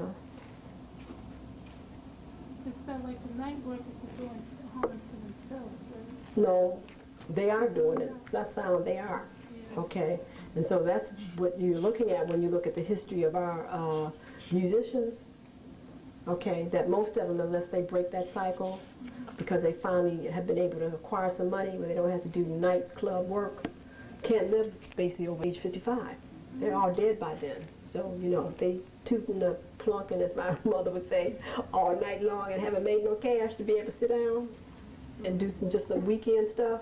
They're not here, okay, because they are not making enough growth hormone with all the other abuses, usually of drugs and a whole bunch of other stuff, to be able to regenerate. And so the Duke and Count Basie, you know, so they was able to hang in here because they were able to take a seat. Does that happen to anybody who's working at night? Okay, primarily, and especially if you're abusive, like the environments that they work in, a low oxygen tension, because everybody's smoking cigarettes, and the alcohol consumption. I mean, all this stuff uses up a tremendous amount of vitamins, creates a lot of free radicals in the bloodstream, and if you're not doing something to really deal with that, the body usually can't take it at that time. So truly, it ages you. And even this is really the same cycle that happens in Europeans, but because, first of all, they have very little melanin, which actually captures a lot of this extra energy, and because their pineal glands, in many cases, sometimes they're actually born with calcifications in the pineal gland. They just don't ever crank in as much high levels of growth hormone, period. So nighttime work is unnatural. It's really unnatural for us.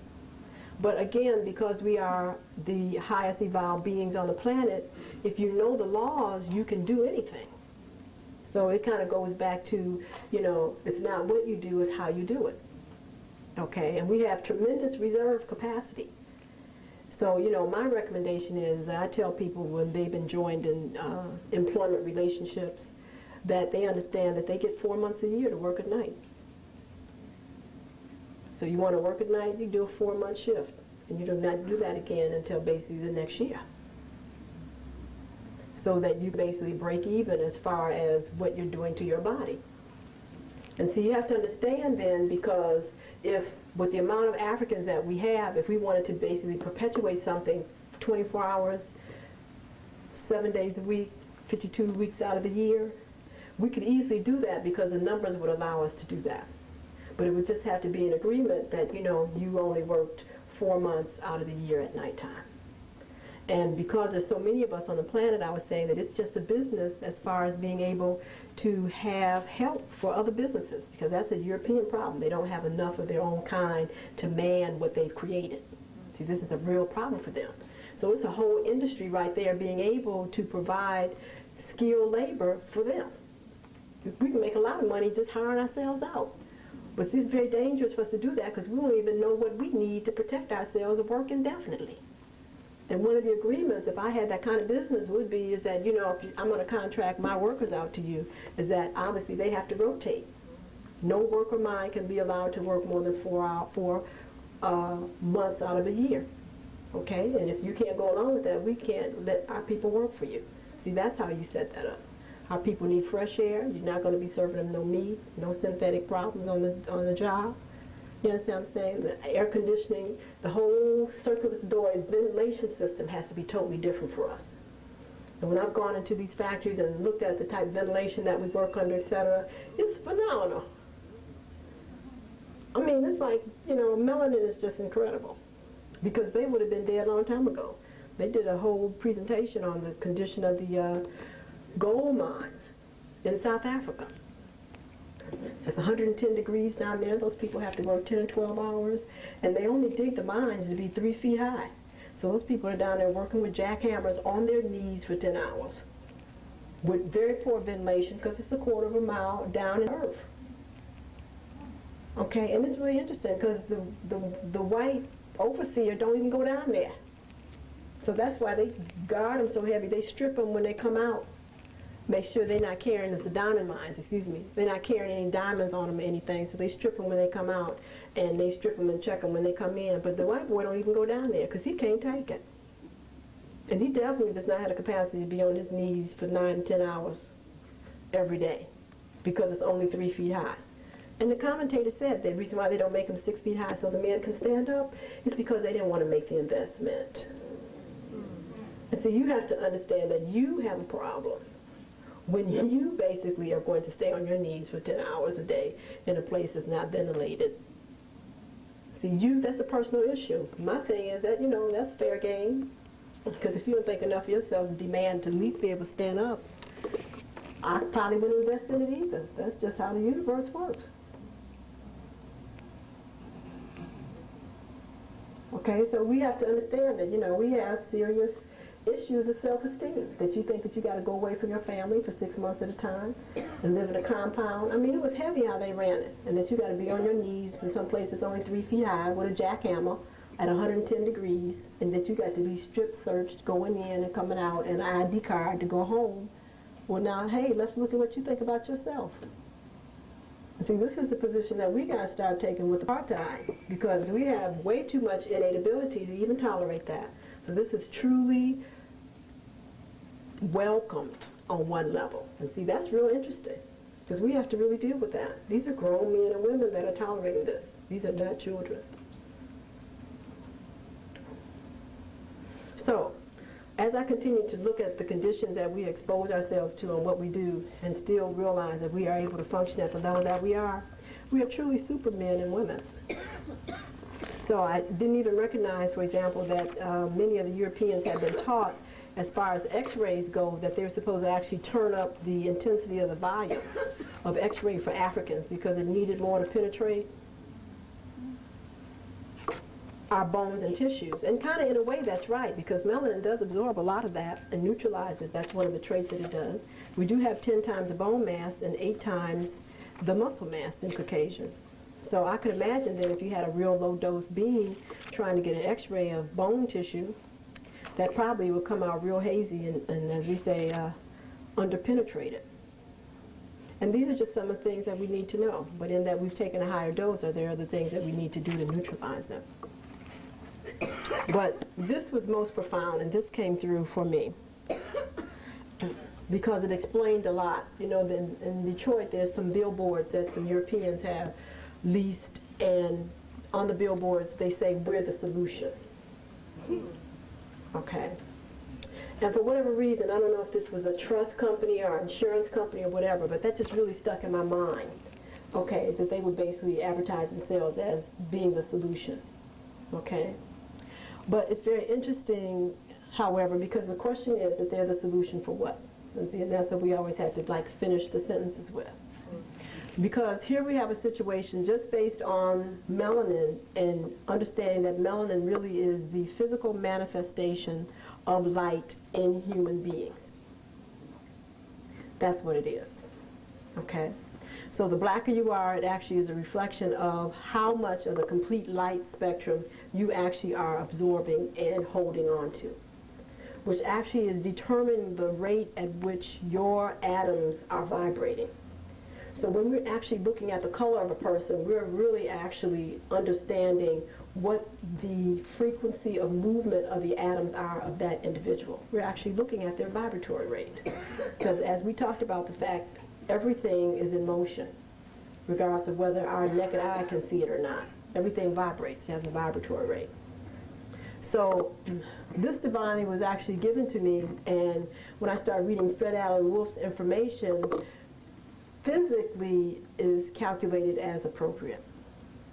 Is that the type of melanins, in my book I talk about it, and Carol Barnes talks about that there's basically 6 known types of melanin, all of which actually have a absorption rate of light that they interact with, because it's actually showing what part of the melanin molecule is vibrating at that particular rate. That when we look at the 4 predominant races on this planet, we are actually looking at the capacity of the individual to interact with the full electromagnetic spectrum. So the blacker the person is, that means that they have the capacity to actually interact with the entire known electromagnetic spectrum. The fairer a person is, that means that their capacity to interact is limited to or closer within the range of the visual spectrum. This is the visible spectrum, this very small square of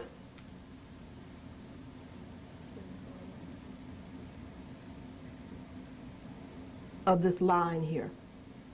And this square, when we actually take it and magnify it, actually contains the basic primary and secondary colors. Okay? Beyond this capacity, the Caucasian claims that they can't see anything else. So what they're telling us is that their molecules vibrate between 700 to 400 nanometers per second. Okay? So therefore, if a person is actually vibrating at a higher rate or a lower rate than this, Europeans are not going to be able to actually actualize or understand what they're talking about, because it's out of their capacity unless they use a transducer or an amplifier to perceive that frequency. So when we look at these little black boxes that Europeans create, they are amplifiers and transducers that capture higher or lower frequency vibrations of light and reflect them back to them at a speed that they can acknowledge. So that's why they talked about it was impossible to basically see a picture in a box. Even though we always do that all the time, we see visions in our mind all the time. This is part of our heritage. But they couldn't deal with that until they were actually able to make a transducer amplifier that could capture the frequency of TV waves and reflect it back to them in a box at the rate that they vibrated at. They were not able to do that until they could actually create a black box that captured radio waves and reflected back to them at a rate that they could vibrate at. They were not able to acknowledge UV or laser or X-ray, etc., until they were able to capture it and expose it to something that reflected it back at a rate that they vibrated at. So that means then that all the time they're talking about none of this other stuff existed until they were able to capture it in a box and then have it reflected back to them at a slower rate so that they could perceive it. So can you understand what that's saying about their awareness of what reality really is and can be? Okay, so they have always had a very limited awareness of complete reality because of their own innate vibratory rate. And so everybody who is actually enjoined with them, regardless of what race they are, and has agreed that only their reality is the reality, truly is also living a very limited perspective of reality. Now, that causes problems for all these other people here, because they have to go into a state of denial at some point. Because as their melanin is able to pick up other information and other realities, if they choose to discuss it or choose to try to relay it to Caucasians, it will automatically be rejected. And so you have to make a decision then whether you are crazy or whether you just will not discuss it or that you'll ignore it. You just have to do that, because they're not going to be able to basically see this and deal with your stuff word to word, because they have to have an external manifestation of melanin to verify that what you are talking about is true. It's just that simple. So then, how do you do that? Okay, I mean, so how do you basically live with these kind of people? So, you know, I think that Asians especially have done miraculously well. Okay, because what they do is they continue to honor themselves and live their reality. And then they say, well, fine, we have a market here. Because our market is the capacity to make these little transducers and amplifiers for them so they can continue to know what reality could be about. And they just constantly sell them to them. And that's what they do with the little microchips. And they sell them all the little black boxes, the TVs, and the radios, and the microwaves. So they just make all the little external melanin manifestations for them. So they just make their little melanin for them.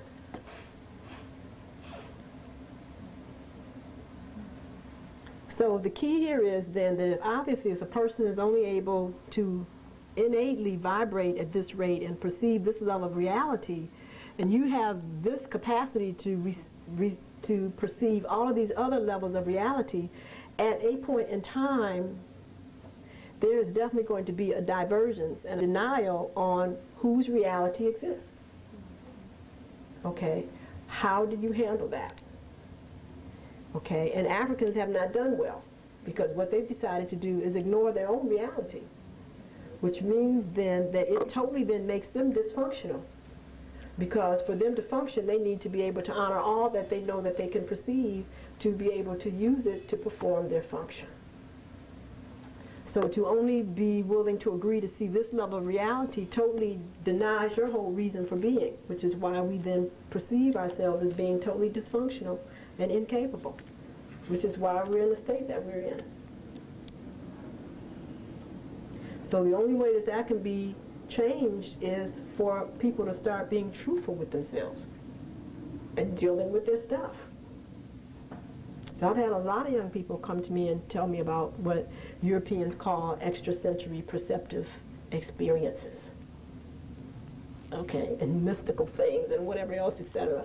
For us, that's everyday living. And that's everyday our awareness. But now, because we are only relying on Europeans to be a description of what's real and what isn't, then now that forces us to not even discuss and deal with our stuff or think that we're crazy. So, you know, these are the issues that each and every one of us is now being asked to recognize. Because you have to understand that if you're thinking it, it's real. The key is that, you know, what is the responsibility that goes along with thinking thoughts like this, and how does it actually feel in your body? Because the body, being a wonderful vessel, already knowing what you're supposed to be doing, etc., because it is actually your tool, will let you know if the type of energies that you are entertaining in your mental body are appropriate to be processed through the physical realm. It's very simple. So if you're thinking thoughts that immediately bring you pain, then you have to ask yourself, why is this? Is it something I ain't got no business thinking? Or is it because I'm dealing with some fears or some issues? But moving beyond and asking your body what the issue is, it'll be revealed to you what it is. Because a lot of us basically have pain because we don't want to do the right thing. So you can have pain for some interesting reasons, but you have to always ask for further clarification. But I think this is very important. So that is to say then that obviously Caucasians in no way can be our solution, because their capacity to perceive the potential realities in this dimension are quite limited. And if they give us a solution for an issue based on what they're able to perceive, for us it will always be inadequate. And you have to understand that. So what they give us is their opinion based on what they're able to perceive, and we can basically take that information and weigh it and see if it's applicable where we're willing to function. But it can never be a solution because their perceptive capacity is not adequate to deal with our level of reality, our level of accountability. And it's just very simple. And there's nothing offensive about it. It has nothing to do with inferior or superiority. It just has something to do with perceptive capacity, and that's just it. Their purpose and what they were created for did not require them to have melanin. And that's just it. It's no problem. So therefore, we have something that they basically have very little of, but we have to honor it. And we have to work with the reality that it brings us into. We cannot continue to deny it. Okay, so that is to say then that obviously where we need to function and the reality that we need to own up to, we have to look to ourselves again. Okay, they cannot basically deal with that for us, because not until somebody actually makes a little box for them can they step into where we're functioning from. And we have to deal with that. I mean, lasers always been here. Gamma rays have always been here. All this stuff's always been here, but to them it's been very brand, it's new. It's just like not until they discovered the sextant could they get across the ocean, because they thought it was flat. Even though that wasn't our reality, so what, we were supposed to not travel because they basically don't know how to get across the ocean? Of course not. That's ridiculous. Okay, and this is very, very important to understand, because I'm not talking about superior or inferior. I'm just talking about a basic understanding of yourself, that for you to be the best, you cannot continue to let someone else who has different chemical, physiological, neurologic perceptions determine your reality. Are you saying that after we hear, after we've been here, and then after we get the information that we obtain, whatever, that it's still out here and it comes to them at a later date or a different time that they experience what we're already experiencing? Well, I'm saying that they might not be able to perceive any of it at all in this dimension. Because, see, you have to understand that if it's your function to help them perceive it, then how can they perceive it if that's what you're supposed to do? I mean, that's what you have to understand, how important purpose is. Because the universe is incredible. Nature's one of the greatest accountants I've ever seen in my life. Everything is accountable for, and nothing is here in excess. So if you're supposed to do something, then basically there's not going to be a replication of that unless you abdicate your willingness to do it. Because the promise is that nobody's going to go without. See, that's not even considered. So if you agreed to be here to do certain things and you decide not to do it, a replacement will come. But there's not a competition with you to do what you're supposed to do as long as you're willing to do it. But understand that your agreement to do it, everything has already been laid out for you to have room and space and support to do that. And the longer you linger and refrain from not taking your proper place, the discomfort that is created for everybody else who's waiting for your gift, you feel. Because everything is reciprocal. So if you're supposed to basically create something that I need to finish my stuff with and my progress, and you off somewhere messing around and I can't get what I need, you will actually feel that in your discomfort because you're not where you're supposed to be. Do you understand what I'm saying? And so I'm saying that when we're looking at the havoc in the world, it is partially because we're not functioning. There are solutions that are to be given that can only come through us. And so we're at a crossroads now, because if we're unwilling to basically move into our own proper consciousness and function at the capacity that we're supposed to, we will be removed off the planet, and those particular entities or whatever that now can feel the need will be here.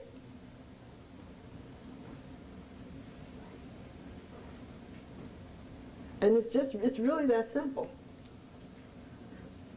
So I'm saying that we cannot continue to play, you know, what's that little game, follow to somebody? We can't do that anymore. Okay, we definitely have to acknowledge our own stuff and move to it.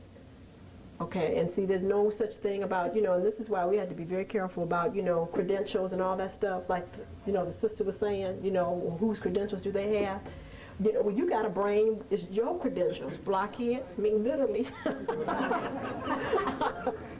I mean, you know, you can ask yourself, is this true for you or not? I mean, you don't need nobody else's credentials. Do you understand what I'm saying? To determine if this is what you need for you to be able to move in your own space.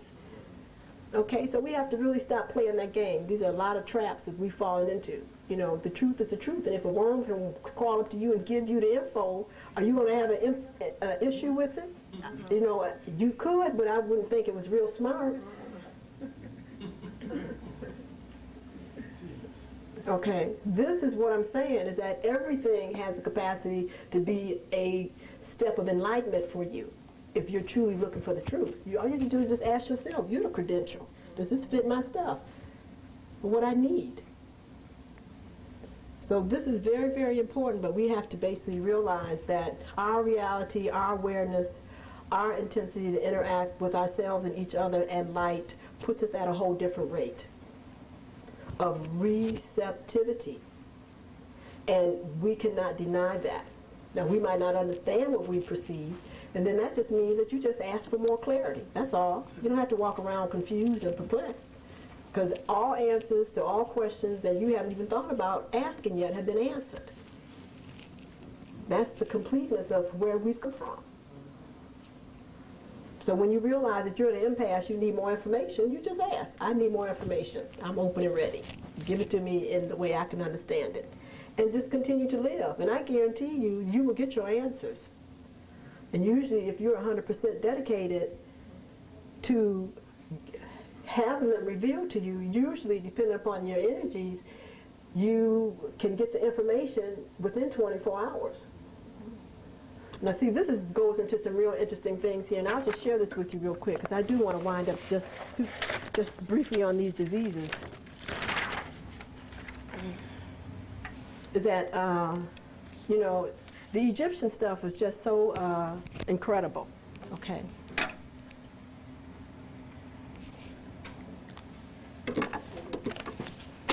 Oh, good. Okay. But this is what you have to remember. Okay, universal laws embody in the form of geometric images.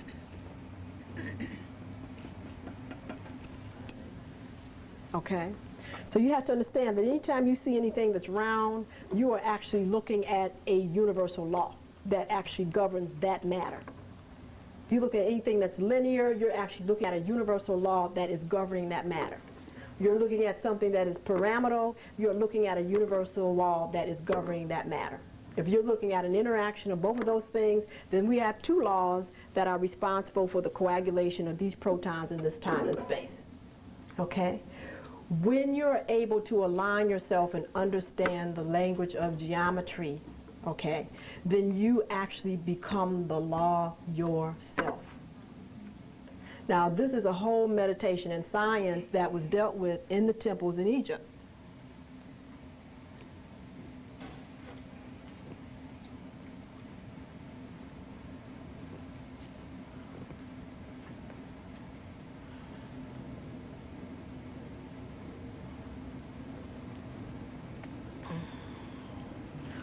All of these things are actually geometric, or should I say universal laws.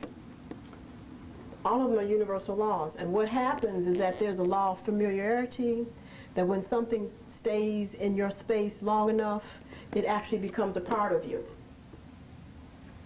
Okay? So it was interesting in Egypt because the people in the temples in Egypt actually were forced to actually become and align themselves with these universal laws because they did certain things. So it wasn't coincidental that certain things were made round and other things were made long and other things were intersected and crescent, etc. Because they're actually dealing with complete universal law in its physical embodiment.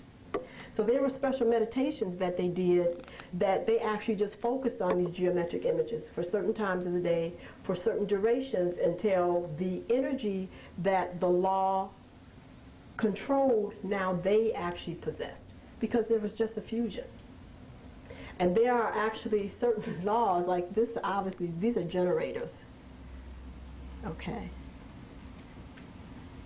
Okay, and when people actually put themselves in pyramids, whether they focus on them or they put them in there, etc., what they're actually doing are generating energy. These are energy boosters, etc. These are conduit connectors. This is able to link oneself from point A to point B in obviously two major directions.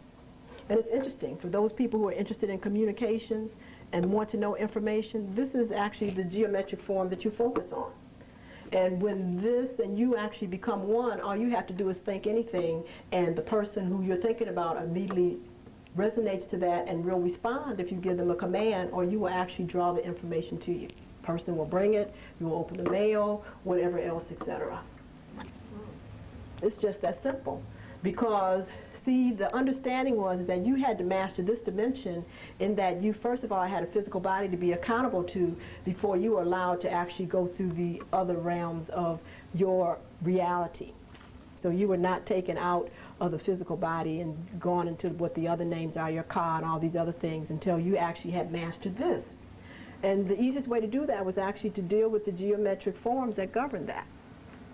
So you have to understand that when you are actually looking at straight lines, or there's things that are rectangular, or you're actually dealing with certain energies.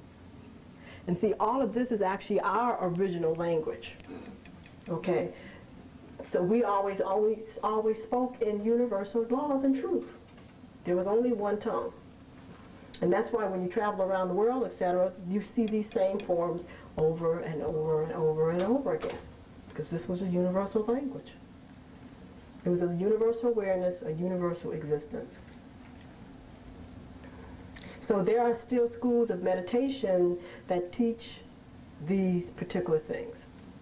And that's all you do. They're just meditations that you focus on. And by being willing to do that, you are actually able to have at your access the energies that these particular geometric forms or laws carry. So, yeah. To go back to the blood, we didn't say anything about Alzheimer's. Was there anything that is coming up that's going to help Alzheimer's? I mean, well, you know, Alzheimer's is a reflection of an individual that basically does not want to take responsibility for the quality of their life. So they just shut down the mainframe computer. That's what that is.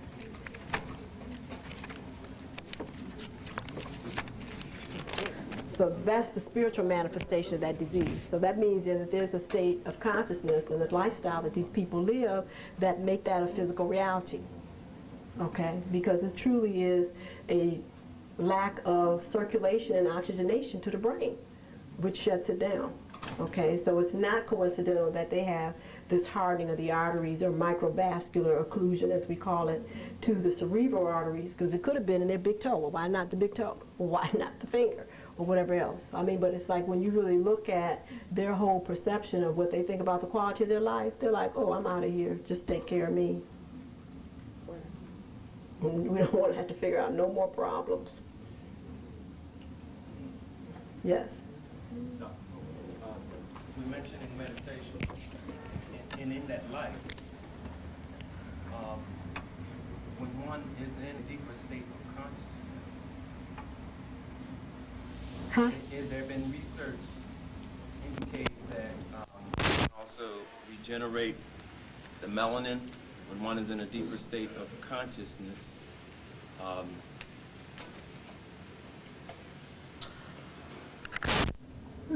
Because Well, I'm sure there has. You know, what just comes to my mind is for the fact I've dealt with some people that have had vitiligo, you know, which is a disease where the melanocytes die. And, you know, when we deal with some of their real issues around their ambivalences, around feeling that, you know, having been pigmented was an issue for their lack of success or whatever else, etc., and they can come to grips with the fact that, you know, whatever they did or did not do really had nothing to do with their melanin, then these lesions stop growing and they begin to fill in. the reason I say that is because in meditative state, particularly if one knows how, which is activate the different chakras, the Sasakara chakra, which is represented as the pineal gland, one is able to activate that. It stands to me that one would be able to also produce some forms of melanin. Oh, yeah, I'm sure. You know, I'm sure. Question about that. I mean, you do that automatically. It's an automatic process at nighttime. You know, if you would just make sure that you have minimal light going to the brain through the eye. You know, but I'm sure that, you know, you can do this anytime. But I'm just saying on a subconscious level, when I think of people that have vitiligo, you know, when you really sit down and talk with them, they have real issues about feeling that, you know, their state of pigmentation has been some real issues as far as their successful endeavors. You know, and I think Michael Jackson is a real good example of that. Okay, and then when they come to grips with the fact that recognizing that, you know, that's really not the issue, and just move on with living, etc., that these lesions stop spreading. You know.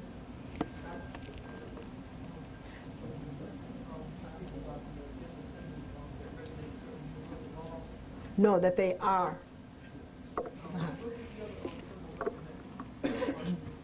Well, they are manifestations of universal law, but they just have different activities in this dimension.